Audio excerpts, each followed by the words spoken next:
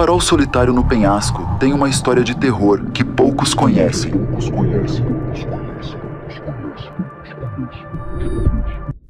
O farol Ponta de Pedra era uma estrutura imponente, solitária no topo de um penhasco que se projetava sobre o mar revolto. Erguia-se contra o céu como um sentinela silencioso, guiando marinheiros através das águas traiçoeiras há mais de um século. Quando aceitei o trabalho de faroleiro temporário, não sabia que estava entrando em um pesadelo. Desde o momento em que cheguei, senti uma presença inquietante. O farol tinha uma história macabra, contada em voz baixa pelos poucos que se atreviam a falar sobre ele.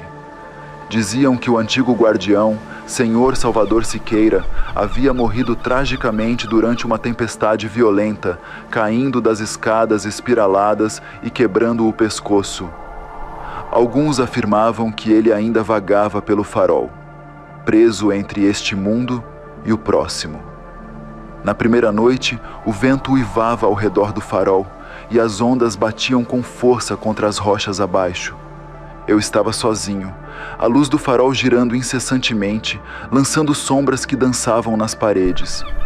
Enquanto verificava os equipamentos, ouvi passos na escadaria. Fui bisbilhotar, mas não havia ninguém. O som dos passos se repetiu, como se alguém estivesse próximo. As noites seguintes foram ainda mais assustadoras. Comecei a ouvir objetos se movendo, ruídos esses abafados pelo som das ondas. Em um certo momento, enquanto subia as escadas para acender a lâmpada, ouvi ruídos de passos atrás de mim. Virei-me bruscamente, mas novamente não havia ninguém. O ar estava denso e frio, e uma sensação de desespero começou a se apoderar de mim. Certa noite, durante uma tempestade feroz, ouvi batidas na porta do farol. Quem poderia estar lá fora em meio àquela fúria? Com um misto de curiosidade e receio, aproximei-me da porta, mas hesitei em abrir. As batidas se intensificaram, e uma voz envelhecida soou do outro lado, pedindo para entrar. Eu conhecia o Salvador, disse a voz, cortando o silêncio da noite. Apesar do medo, decidi abrir a porta, mas para meu espanto, ela já estava destrancada. A figura de um homem idoso, encharcado pela chuva, entrou sem cerimônia. Seu rosto era marcado pelo tempo, e seus olhos pareciam carregar o peso de séculos de segredos.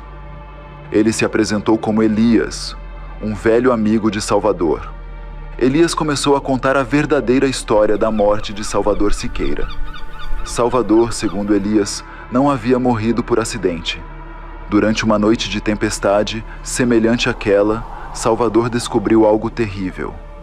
O farol não era apenas uma guia para os marinheiros perdidos, mas também um local de antigos rituais destinados a apaziguar espíritos do mar.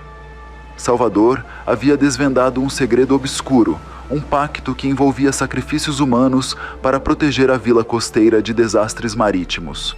Na noite em que sua vida foi ceifada, Salvador foi confrontado por um dos membros dessa seita. Um homem de aparência sinistra e olhos vazios, que parecia não pertencer a este mundo. Elias contou que ele próprio tinha tentado avisar Salvador após ouvir os boatos, mas chegou tarde demais. Quando subiu as escadas do farol, encontrou Salvador caído, o pescoço torcido em um ângulo impossível. Antes de morrer, Salvador havia sussurrado um nome que Elias jamais esqueceria, o nome de uma entidade ligada a rituais antigos e proibidos. A presença que Salvador mencionou tornou-se mais tangível para mim. Conforme os dias passavam, comecei a perceber sombras movendo-se nos cantos de meus olhos. A luz do farol, que antes era um guia seguro para os marinheiros, parecia agora uma lanterna em um mar de trevas, revelando o lado diabólico da história do farol. Uma história que talvez devesse permanecer oculta. As palavras de Elias permaneciam em minha mente, impregnando o ambiente de medo. A tempestade lá fora rugia com mais intensidade, como se o próprio oceano estivesse se revoltando. Tentei focar nas tarefas diárias para manter minha sanidade, mas as sombras nos cantos dos olhos e os misteriosos ruídos incessantes tornavam essa tarefa impossível. Comecei a acreditar que a presença maligna que Elias mencionou estava sempre por perto, observando cada movimento meu. Na terceira noite após a visita de Elias, os eventos alcançaram um novo nível de terror. O vento uivava com uma força sobrenatural, e os relâmpagos iluminavam brevemente o farol, revelando silhuetas estranhas que desapareciam tão rápido quanto surgiam. Eu estava no topo do farol, ajustando a lâmpada, quando a porta se abriu sozinha. O ar ficou pesado e gélido, e a sensação de uma presença invisível tornou-se insuportável. Desci as escadas rapidamente, mas a cada degrau que passava, sentia como se estivesse sendo seguido. O som de passos ecoava atrás de mim, e a sensação de uma mão gelada quase me fez perder o equilíbrio. Ao chegar ao andar inferior, deparei-me com a figura de Salvador Siqueira, ou o que restava dele. Seu semblante estava distorcido pelo sofrimento e pela morte, os olhos vazios fixos em mim. Seus lábios se moviam, mas nenhum som saía. O som das ondas quebrando nas pedras era a única coisa que se escutava no farol. O terror tomou conta de mim, mas antes que eu pudesse reagir, a figura desapareceu, deixando apenas um frio penetrante em seu lugar. Corri para a sala de controle, tentando desesperadamente ligar para Elias, mas o telefone estava mudo, como se a tempestade tivesse cortado todas as comunicações.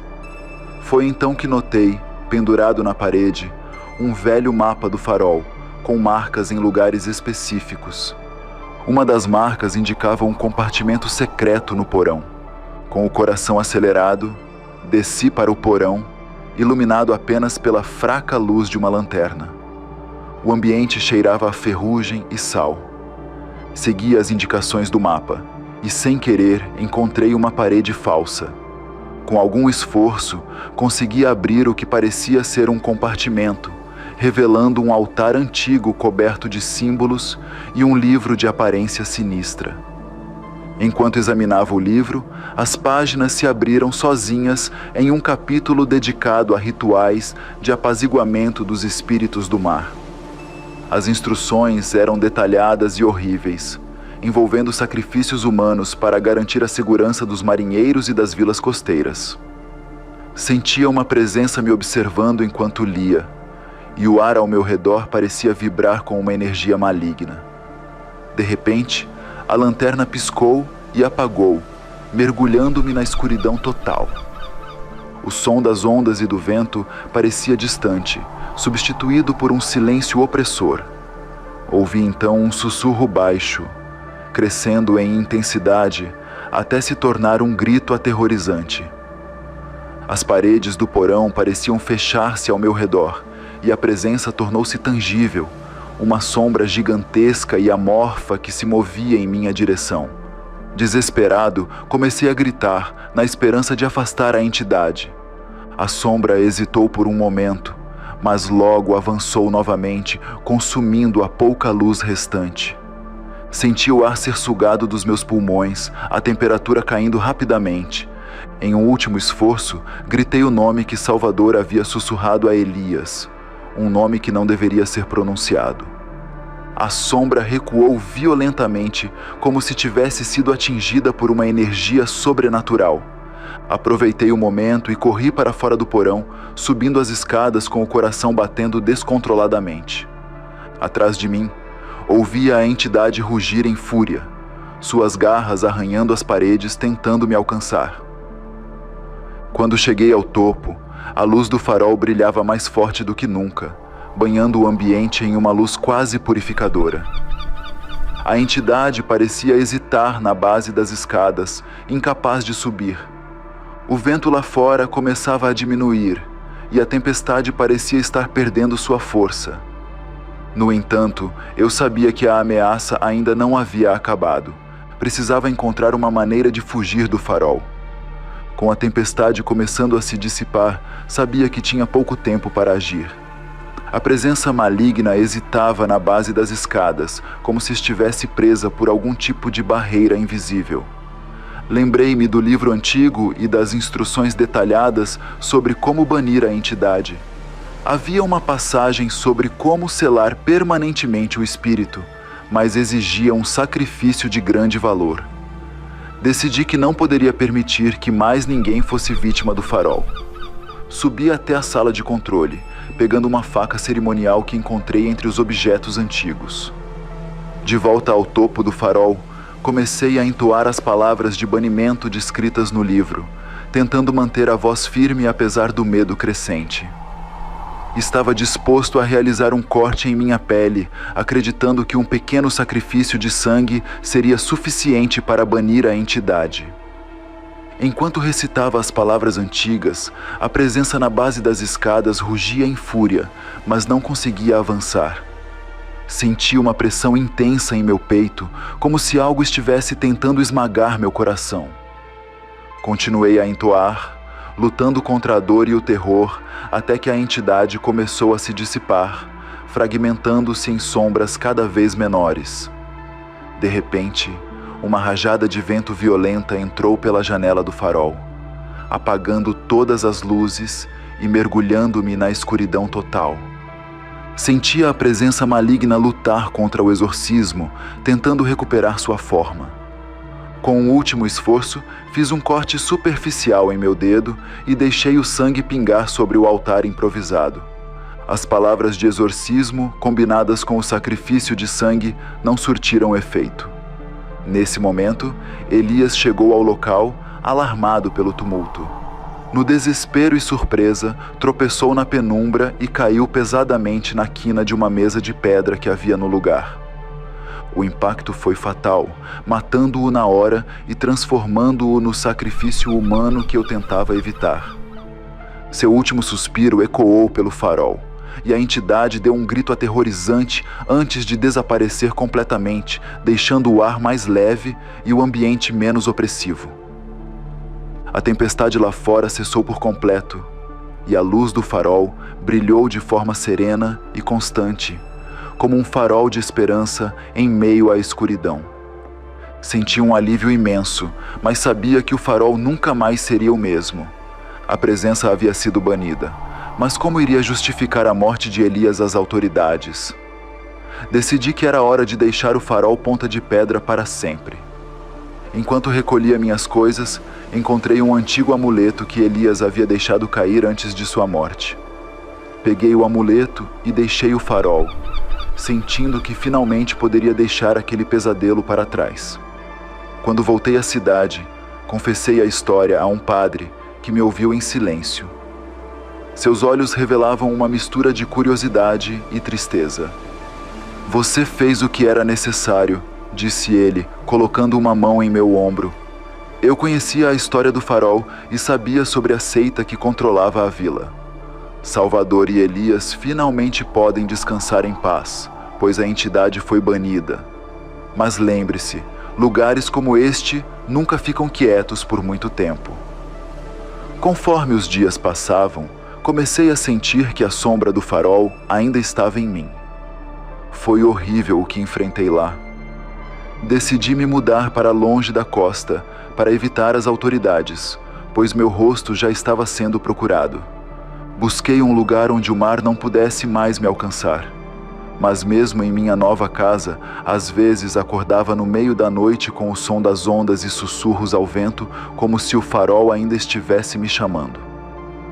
5 anos depois, recebi uma carta anônima, dizendo que o farol estava sendo desativado e demolido.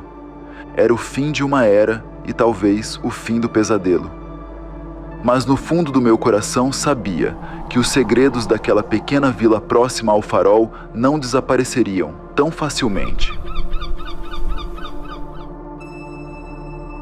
Se este relato atiçou seu fascínio pelo sobrenatural, não perca o próximo mistério. Clique no vídeo na tela final ou assista outros segredos sombrios que se encontram no comentário fixado. No círculo das contos a escuridão se revela. Relatos sombrios nas noites e nas trevas.